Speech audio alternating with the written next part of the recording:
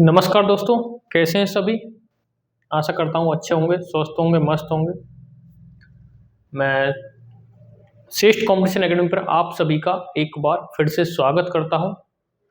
और आज हम फरवरी माह की साप्ताहिक करंट अफेयर्स को लेकर के तो एक क्वेश्चन पर आज हम चर्चा करेंगे। तो आज साप्ताहिक करंट अफेयर्स को लेकर के दूसरी क्लास रहेगी फरवरी की। तो चलिए, क्वेश्चन रहेगा आपका। पहला क्वेश्चन है, विश्व स्वास्थ्य एक्सपो 2026 कहाँ आयोजित हुआ था। इसका आयोजन किया गया था दुबई में किया गया था। या इसका आयोजन किया गया था दुबई है। और ये विश्व सरकार शिखर सम्मेलन भी दुबई में ही हुआ था। यानी फरवरी में ही एक और सम्मेलन हुआ है, विश्व सरकार शिखर सम्मेलन, ये भी दुबई में ही हुआ है। दुबई संयुक्त अरब अमीरात का एक शहर है जो एशिया महाद्वीप पड़ता है। इसकी राजधानी आपकी अबू धाबी है और यहाँ की जो मुद्रा है वो है दिरहम। और अगर बात करें यूएई संयुक्त अरब अमीरात की, तो भारत और यूएई के मध्य एक सैन्य अभ्यास होता है जिसे हम बोला जाता है डेजर्ट साइक्लोन सैन्य अभ्यास, जो हाल ही 2025 में हुआ था दिसंबर में। तो कहाँ होता है, ये भी अबू धाबी में इसका सैन्य अभ्यास हुआ था।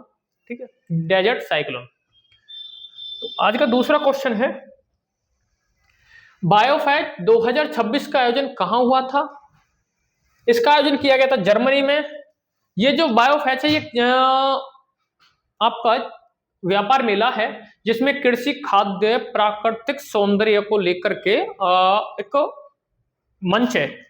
ठीक है, जिसमें वर्ष का सर्वश्रेष्ठ पुरस्कार भारत को मिला है। और भारत को किस क्षेत्र मिला, तो भारत को मिला है जैविक उत्पाद के क्षेत्र में। यानी भारत को जैविक उत्पाद के क्षेत्र में वर्ष का सर्वश्रेष्ठ पुरस्कार दिया गया है। बात करें जर्मनी की, तो जर्मनी आपका यूरोप महाद्वीप का एक देश है जिसकी राजधानी बर्लिन है और मुद्रा यहाँ की यूरो है। ठीक है, अगली बात करें, अगले क्वेश्चन की बात करें। अगला क्वेश्चन है, हाल ही में राष्ट्रव्यापी दलहन क्रांति का शुभारंभ किया गया है।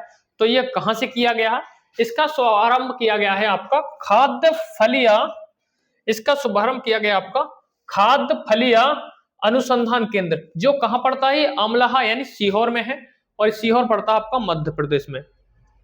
फरवरी में शुभारंभ हुआ इसका। बात करें कुछ अनुसंधान यानी केंद्र की बात कर लेते हैं, जैसे भारतीय कृषि अनुसंधान संस्थान, ये नई दिल्ली है। दूसरा है भारतीय चावल अनुसंधान संस्थान, ये कटक है इसका हेडक्वार्टर। केंद्रीय कपास अनुसंधान संस्थान आपका नागपुर है, महाराष्ट्र में पड़ता है।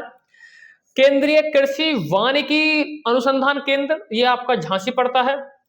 केंद्रीय पक्षी अनुसंधान संस्थान, ये आपका इज्जतनगर यानी बरेली में पड़ता है ये।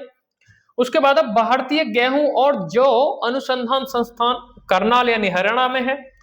राष्ट्रीय केला अनुसंधान संस्थान त्रिचुरापल्ली यानी तमिलनाडु में एक क्षेत्र में स्थित है। और केंद्रीय आलू अनुसंधान संस्थान, ये आपका शिमला यानी हिमाचल प्रदेश में स्थित है।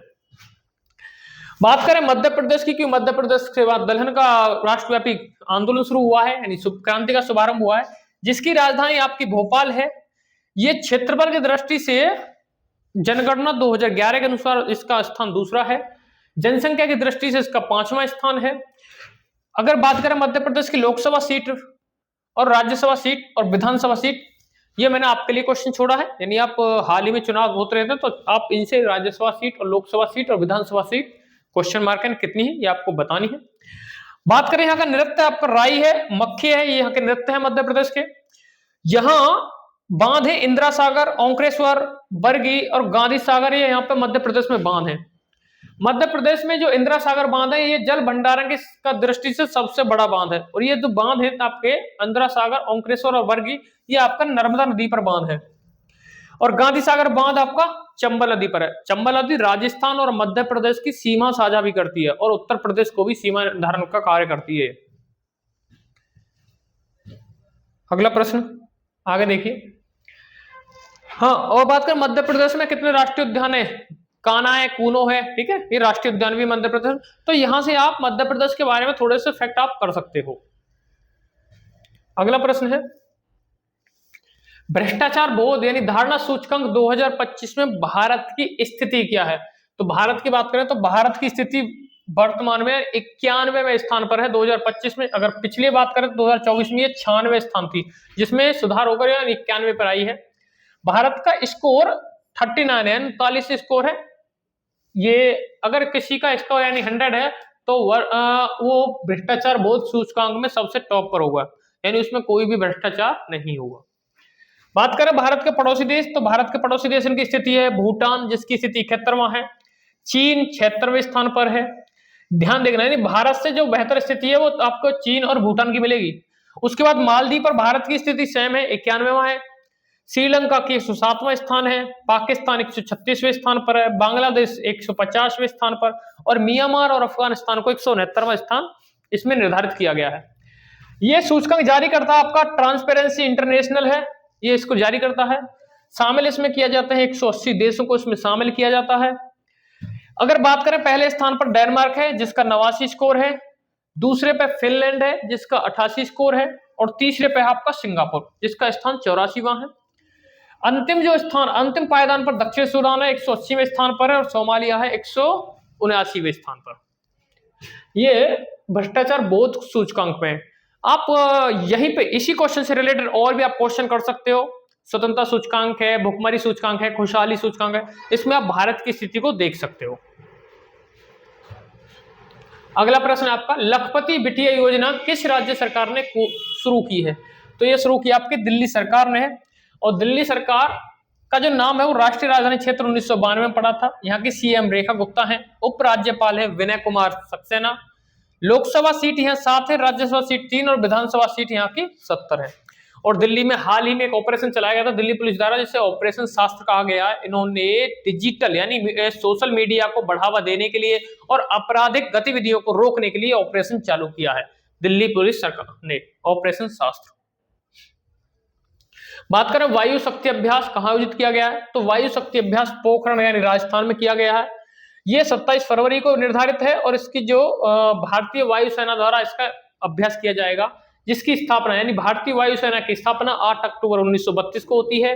स्थापना दिवस 8 अक्टूबर को मनाया जाता है, और यहाँ के चीफ मार्शल हैं एपी सिंह, और यहाँ के प्रथम चीफ मार्शल कौन थे? सुब्रतो मुखर्जी, भारतीय वायुसेना के प्रथम चीफ मार्शल थे। ठीक है, चलिए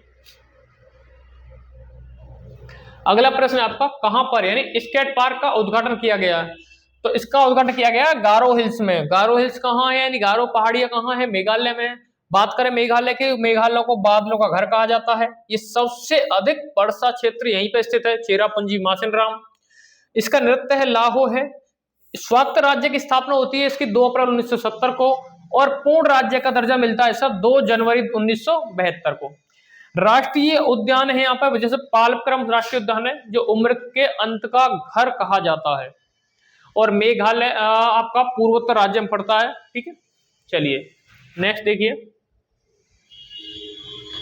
पहली दृष्टिबाधित महिला जज कौन बनी है? हाल ही में भारत की पहली महिला जज बनी है दृष्टिबाधित, केरल राज्य उच्च न्यायालय में। इसका नाम है तान्या नाथन, और ये केरल उच्च न्यायालय में जज बनी है, न्यायाधीश।